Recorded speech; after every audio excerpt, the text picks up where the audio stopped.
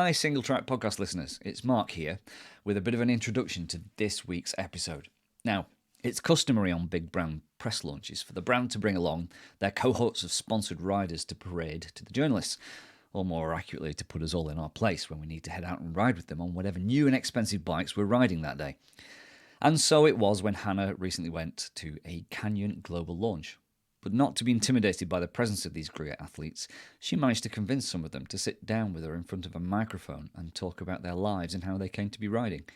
Hannah has crafted these interviews together into a special format that we call Desert Island Disc Brakes. Yes, it's that kind of format, but with a crowbarred-in mountain bike theme. In this episode, Hannah talks to one of the women top-flight athletes present at that Canyon launch. Samantha Soriano is a professional free rider supported by Canyon. If you want to familiarise yourself with her skills, we have a story featuring her free ride film called Grounding on our website. There'll be a link somewhere around this podcast, either in the notes or on the website. You should check it out if you've not seen it. Anyway, over to Hannah and Sam.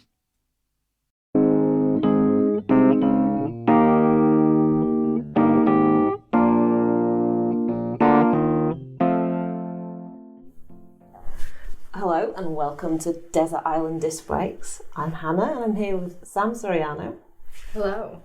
And so Sam, this is a shameless rip-off of a British radio show. So you're probably not familiar with Desert Island Discs, but Desert Island Disc Brakes is, we're about to wash you up on a desert island. Okay. Where you will spend the rest of your days alone, apart from the company of a single bike. Ooh. And a helmet and a toolkit, some trail building tools, and that's what we're going to do to you. So before you go, we'll find out a little bit about you so we can all remember you fondly, and then you live out your days on the desert island. Oh, beautiful. I think the first thing to know is that I'm the most indecisive person, so this is quite possibly the hardest thing you could have ever asked me to do. So thank you for that. Sorry. Well, some of the stuff is like, it's past, it's history, and it's fact. Yeah. So let's start at the beginning.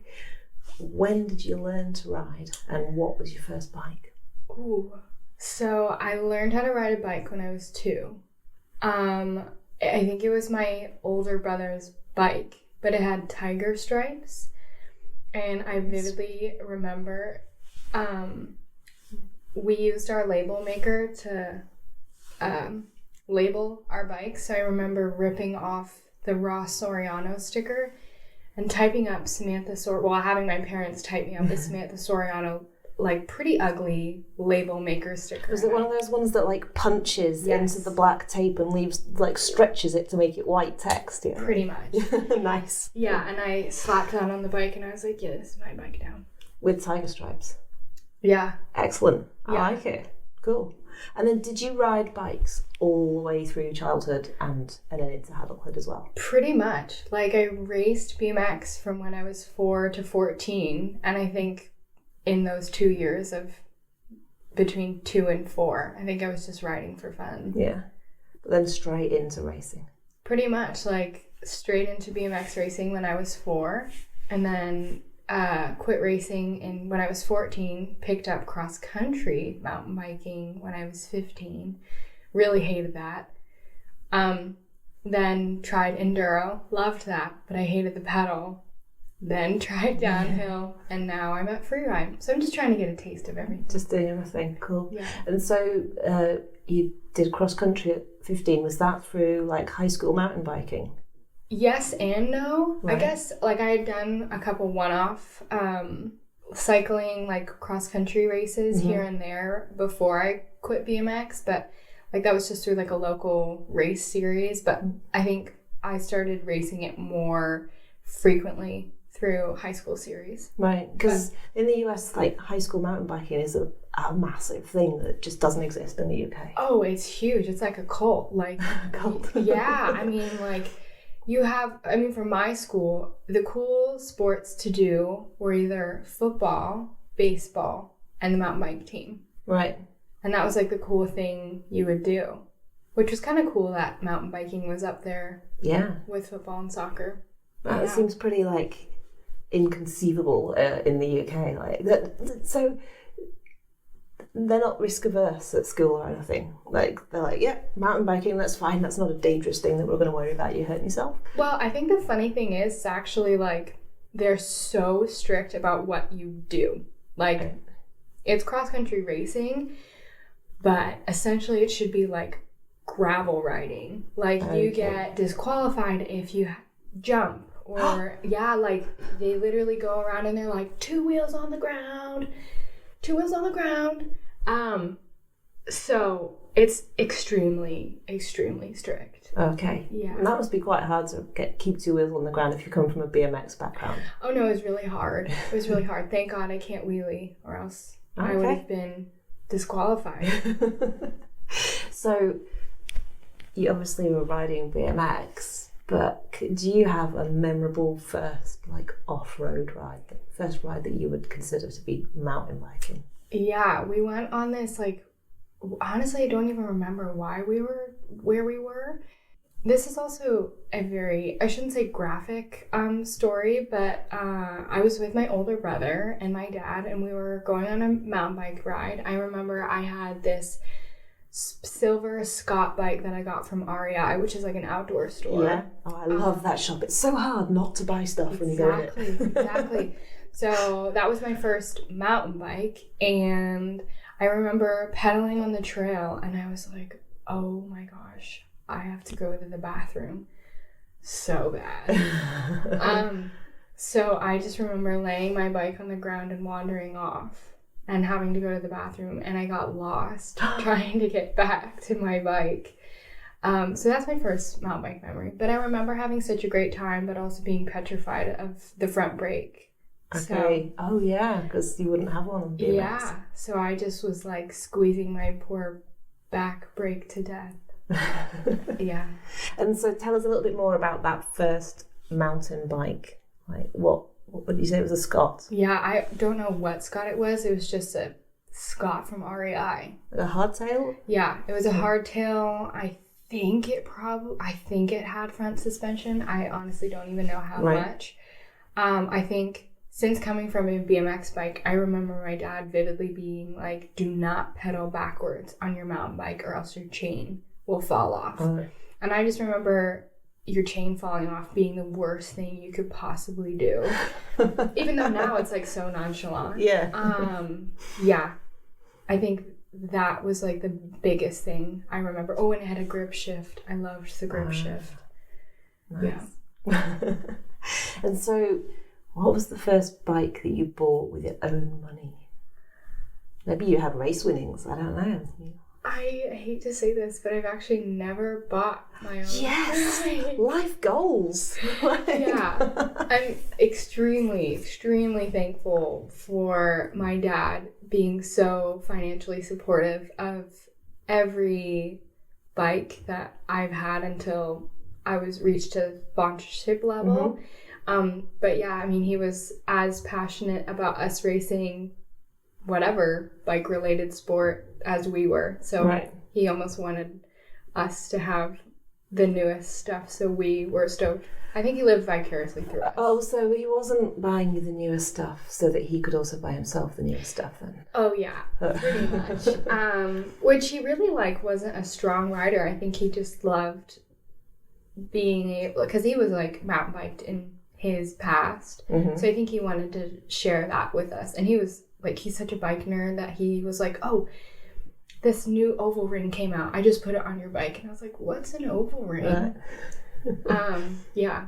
Cool. Oh, nice to have a dad to do that for you. Excellent. Yeah.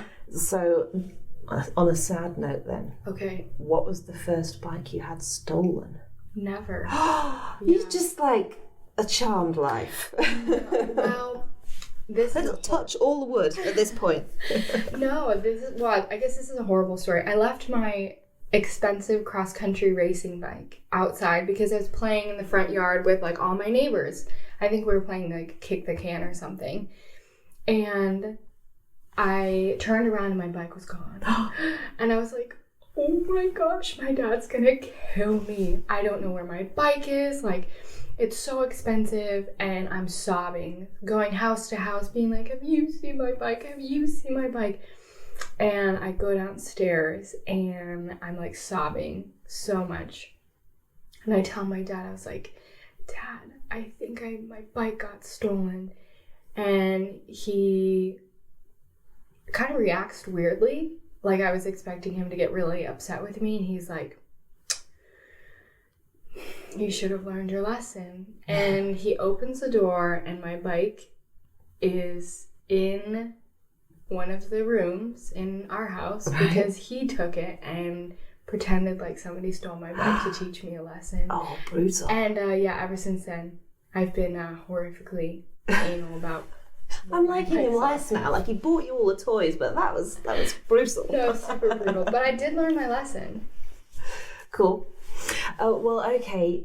So this island that you're going to go to, you get to play God. You get to choose your island and design your own island.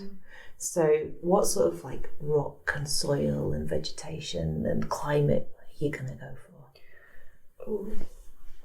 Oh, this is a really hard question. You're God. You can do whatever you like. I think right now, okay, well, I would have it split. Where there's like a line drawn in the sand and one side is very desert-like, like where I live. So very large, tall mesas, very loose soil, and it's red. Honestly, you basically want Virgin Utah, yeah? Yeah. Which you moved to deliberately, didn't you? So, yes, right. Yeah. So essentially I would want Virgin Utah. But on the other side, I would want like steep, loamy, very wooded area with a nice access to water. So then, if I need to go build a jump in the Virgin side, I can walk over to the other side, get some water, and then walk back. Okay. Practical. Like it. Cool. And you get to choose whether a trail team is going to go in and build everything that you want when you get there, but after that, all you can do is like stop any puddles and erosion, or you can go and build your own, but you're going to have to do it yourself. I think I would choose to build my own. Even though it would be really hard, I think I would appreciate the trail so much more, and I would be able to change things as time goes on. Yeah, you're going to be there a long while. I mean, you're pretty young, so sorry, you've got a long out to spend on this island. Yeah, so I think having the capability to change throughout my ages and years, kind of as I change and progress as a person, I think having that capability would be nice. Because obviously you've been through like all the disciplines of mountain biking already. Yeah. So like, what do you do next? I think gravel. Oh, okay. Yeah. And then road, maybe. Yeah, I was really thinking about joining a road team. This is a joke, by the way. Yeah, who knows? Maybe one year I'll just like plow all the jumps on the desert side and build a gravel track. So what's your kind of favourite thing at the moment that you're doing? Like what sort of zone are you in? I think right now I'm in my free ride content creation zone. This is where I think this is like the happiest part of riding that I've been in. And it makes me really, really stoked to say that. Cool. Yeah. And so what is it about that process and that kind of riding that like makes you tick? I think for me, I feel like I kind of want to be a storyteller, but also kind of have a platform to be able to inspire younger women, but not only younger women, like older women, and honestly just about all bike riders, no matter what. And I think it's best done through free ride because I hate to sound cliche, but it is literally free riding. Like there are no boundaries, there are no explicit definitions of what a free rider necessarily looks like. So I think free ride has given me the best platform to be the best storyteller, inspiration, teacher that racing could never give me. Right. So what does the clock bring to riding that you think is maybe brings those rules? I don't know. I feel like you like racing. Just you're so self-focused, And I think for me that kind of made me hate where I was at with my riding because I was constantly fighting myself. And I recently read a book called, I think it's Atomic Habits. And it talks about how it's really, really important to set goals that are bigger than yourself. And I was like, I have never set a goal that was bigger than myself ever in my entire life. Okay. And to be quite honest, I've never thought of anybody else other than myself because I've been so focused on becoming a better racer for me. Right. So then I started doing free ride, and I was like, wow, like I can implement so many bigger than self goals in this aspect. So I think the racing kind of is very ego oriented. Okay. Yeah, that makes sense. And so those goals you're setting yourself, are you following them in like the mentality of a racer? Like, I'm going to achieve this goal, or are they more like spread the stoke kind of thing? I'm honestly mostly spread the stoked. Like, I think that I'm a complete 180 version of myself at, I guess, 18 from who I was at 18 when I guess I stopped racing when I was 19, but from 19 to 22, I'm like complete 180 of myself, which is kind of weird. I never thought I'd be in this position of like, oh, I don't feel the need to eat, breathe, sleep, competition. Yeah, cool. Oh, that's it's nice that you can like leave the racing behind but still love bikes, because I think sometimes people like kind of get burnt out and then they just can't touch a bike, like they lose the love altogether. So, yeah, cool. Okay, so maybe your dad just bought you all the bikes you ever wanted, but is there a bike that you wish you'd had but haven't? I have to say, I think I have my dream. Well, I got my dream bike when I signed with Canyon, and my dream bike was a Canyon Sender. And I wanted it so bad when I was racing. But I think that was my dream bike. Okay, and you got it? Yeah. Nice. Is there a bike that you owned but you really wish you hadn't because it was just such a disappointment? Ooh, that's a really good question. Or a total dog on like a mechanical failure after failure? To be quite honest, when I was younger, I didn't really understand the mechanics of a bike, and like I think my first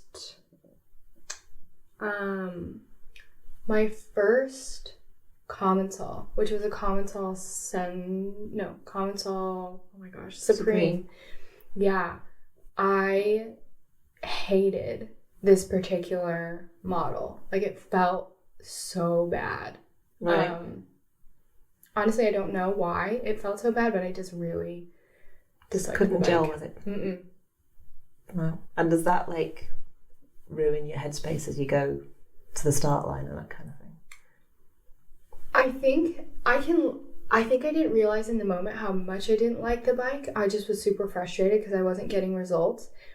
And then I went to like another version of the Supreme like a year later, and I was like, I hated that bike. I love this bike. Like, what?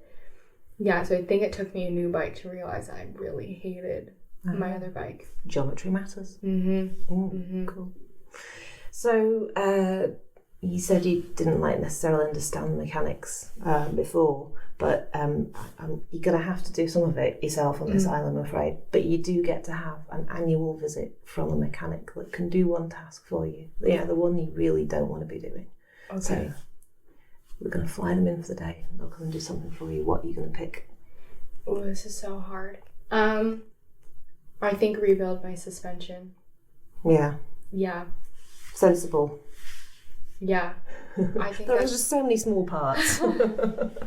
I think that I could maybe do everything else. I might strip a couple bolts, but there's no way I would know how to rebuild suspension. Okay. Well, another question we have for you is, you're going to have a lot of time on your hands. So what skill might you learn? Like, it doesn't have to be bike related, but yeah, what would you kind of try and learn? Ooh. And it doesn't have to be bike related? It doesn't have to be bike related. Could it be like anything related? Anything related. I think I would learn a new instrument. Oh, well, there's no one there to hear you practice. That's so fine. You can be as bad as you like. Do the bagpipes if you like. Yeah. Oh, that would be fun. I'm not sure what instrument I would want to learn. Oh, maybe the cello. Okay. Yeah, I think I would try to learn an instrument while I was there. Fair enough. Yeah. Yeah. Well, the world will be grateful that we can't hear you learn. Yeah, me too, to be quite honest. But you can play to the mechanic as they say with your suspension. Yeah, I'll be like, hey, no one's heard me in like 4 years. Can I just play you a little tune? So we're getting down to the really difficult ones now. Ooh, You only get to take one bike to the island for riding forevermore. So what are you going to choose? Ooh.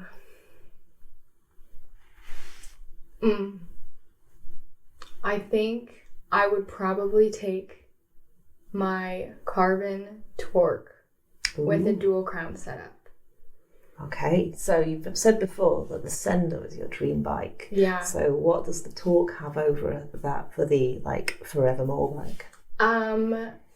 It is the most playful bike I have ever had in my entire life. I feel like I gel with the bike more than I've gelled with any other bike ever before.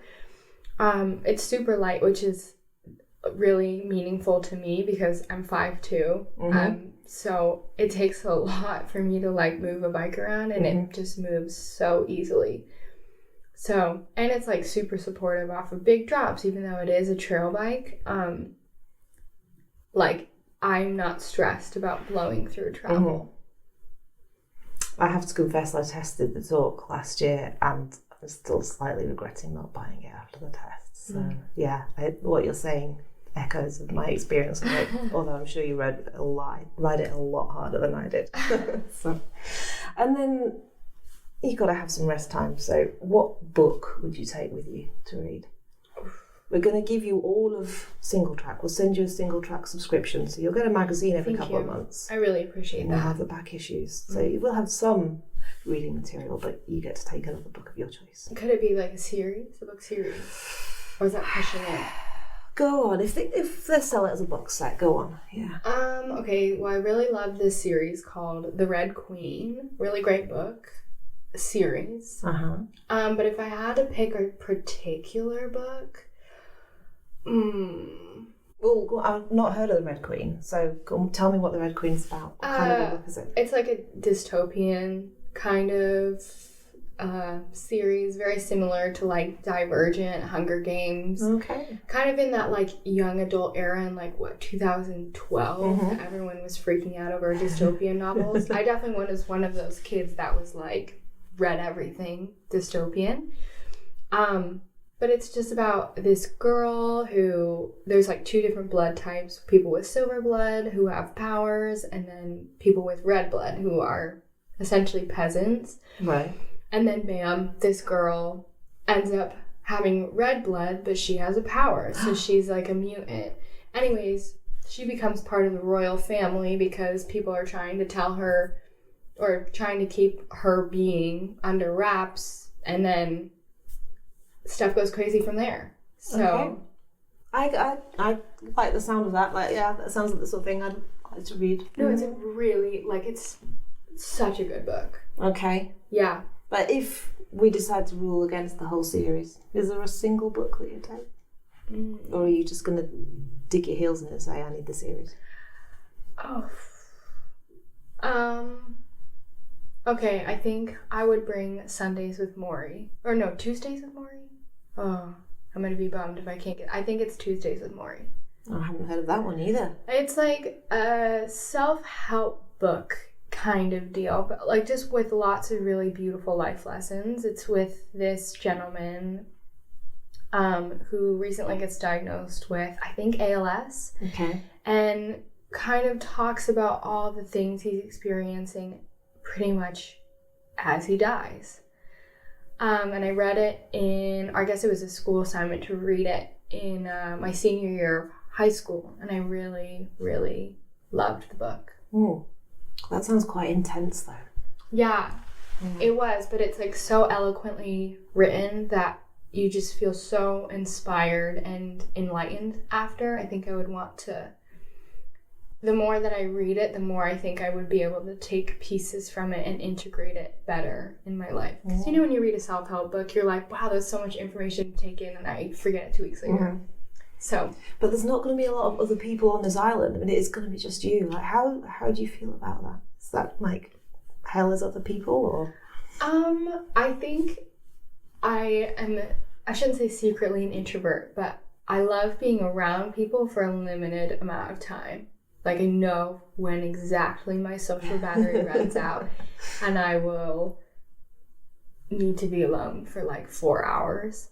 So honestly, I'm not really sure. I'm definitely a people person. Like, I love my friends, but I also love my alone time. So it could go either way. Okay, cool. You get to take one album with you, like music album. Oh. No Spotify for you. I know people find this really hard in this day and age. Yeah. So, and don't pick an earworm, because that would be really annoying. What would you take? Are you going to take something to chill out to, or something that's going to like inspire you to throw yourself down your virgin cliffs? I think currently, right now, I'm in a SZA era. Okay.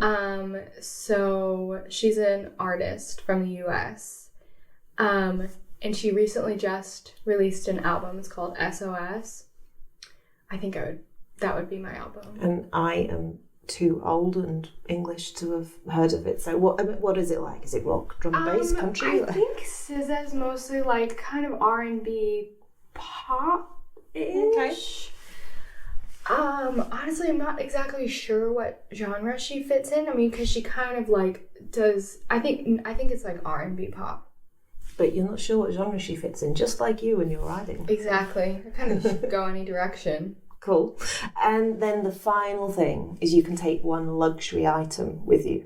Now, you can't use this luxury item to communicate with the outside world or to try and escape. So no sailing boats. Mm. But what would you like to take with you? What would you classify as a luxury item? Anything that's not a toolkit or a trail tool or a bike. I mean, it could be a lifetime supply of cheese, you know. Oh, that would be amazing. Oh, this is hard because this kind of relates to what I would learn, but I would bring a piano. A piano and a cello? Yeah. So do you play the piano already? Yeah. Ah, okay. So I would be bad at the cello, but good at the piano.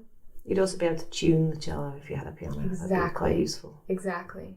So I think that's what I would bring. Because honestly, I can't think of any other luxury item. So you still play piano? Yeah. When did you start?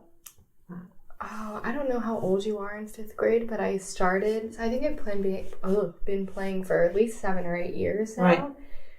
Right. Yeah. And so, do you play classical? Wow. Yeah. So I'm classically trained. I wish I was cool enough to be able to listen to a piece and be able to play it, but I can only read and play. Right.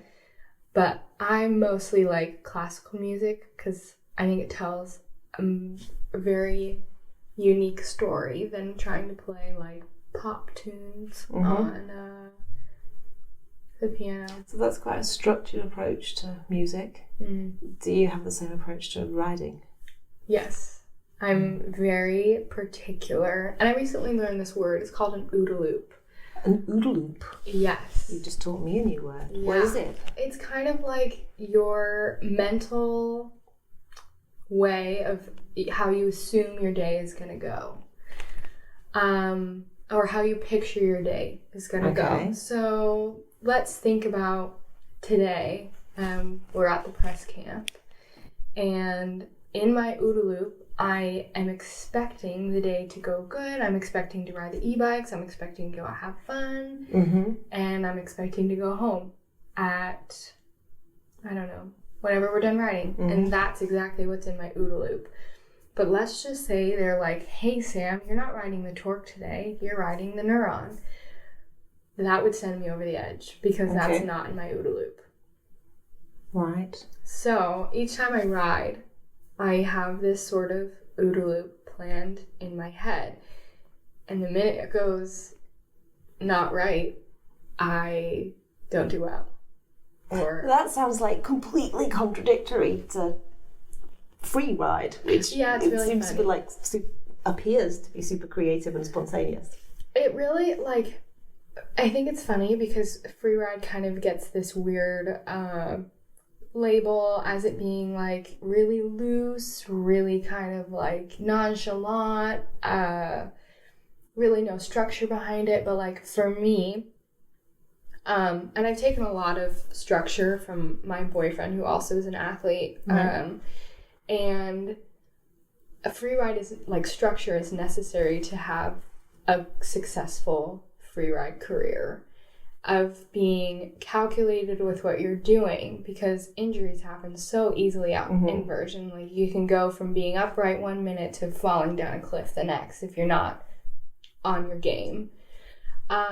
So for me, like free ride is very mentally and physically demanding. So I need to have that structure to prepare before I go and ride.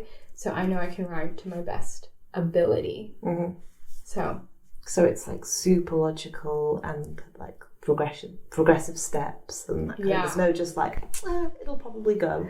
Yeah, which I think I used to be like that, and I unfortunately ended up getting pretty hurt like 2 years ago. I broke my back. It was just like a small transverse process fracture, but I wasn't being calculated and I wasn't being smart. And I think I learned my lesson very significantly from that, I guess, accident. And ever since then, I've just been very calculated and very, I guess, smart in planning of everything that revolves around free ride, just to kind of avoid those instances, hopefully, again. Yeah. Oh, that's a really like interesting contrast between how it maybe appears to people who like just see it on the TV and how it actually is to execute it. Yeah. I think I've been, I guess my boyfriend and I have kind of been pegged as those lame free riders that don't really drink. We go to bed early. We love eating healthy food. Honestly, we live a lifestyle of like, I don't know, like a World Cup cross country racer. We just do something, I guess, a little bit gnarlier / more dangerous. But yeah, I mean, free ride still has this expectation and reputation of being kind of crazy. But for us, it's like a very calculated thing. Yeah.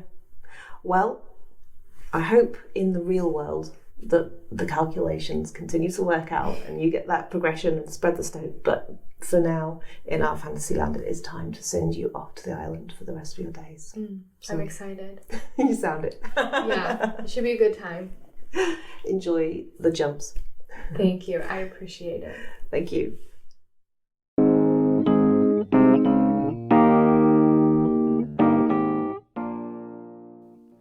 And finally, as a bit of an experiment, we've recently been recording some of the articles that we've published in past issues of Single Track World magazine. So as a bit of a test, and do tell us what you think about this, whether you think it's something that we should do more often. Here's Hannah reading the last word column from issue 147. This was the last word in issue 147 of Single Track magazine. Feel the love. Hannah goes head over heels, in a good way. Was it an instant thunderclap of, this is it? Or a slow burn realization that you are happy and you couldn't imagine life without it? Did love hit you, or creep up on you? The feeling of giggling like a teenager, sneaking about in the woods. That slight edge of naughtiness and what if we're caught feeling. The pumping of blood and brain chemistry as you try something for the first time. Try this, then that, then the next thing. One thing leads to another. Mountain biking is a lot easier to navigate than love. Eyeing up a new model is much less socially unacceptable, and fraught with far fewer difficulties. It's a more one-sided affair, although showing your bike some TLC will definitely reap rewards. Total neglect will surely lead you to getting your just desserts. Something will snap. Probably the chain, probably on a cold hill far from home. Maybe nothing catastrophic happens and you just grow out of each other. Or maybe you need another bike for some occasions, but keep the original for others. This is definitely frowned upon in the world of love. In both mountain biking and love, effort is probably required, certainly rewarded. Keep pootling along, and you can certainly have fun, but when you try a bit harder, the experience gets better. New skills, new lines, new routes. It keeps things alive. The tough winter ride makes you appreciate that summer evening view all the more. Days of injury or illness make you appreciate the tough winter ride. Take a moment to recall the good feelings, put them foremost in your mind, and remember how lucky you are. When it's going wrong, both are hard. You may be left sizing up a once-loved frame, wondering if what's there is strong enough to warrant repair, or if it's time to walk away. Uphill struggles, trails with never-ending obstacles. Sometimes you might lose sight of the joy that brought you together. Maybe you need to choose a new route, leave the rut you're in, and be reminded of how great things can be. It's not all bog slogs and cold fingers. But when it's good, you feel young and alive. Nothing can hold you back. Carefree, you roll along. The sun is warmer, the snow sparklier, the trees leafier. Every lump and bump is an opportunity for joy. Just play or purposely ride from A to B. It doesn't matter. Everything feels good. When everything clicks into place, there are few better feelings. Rejuvenated, reinvigorated, you're ready for whatever life has to throw at you. Love gives you wings, and so does mountain biking.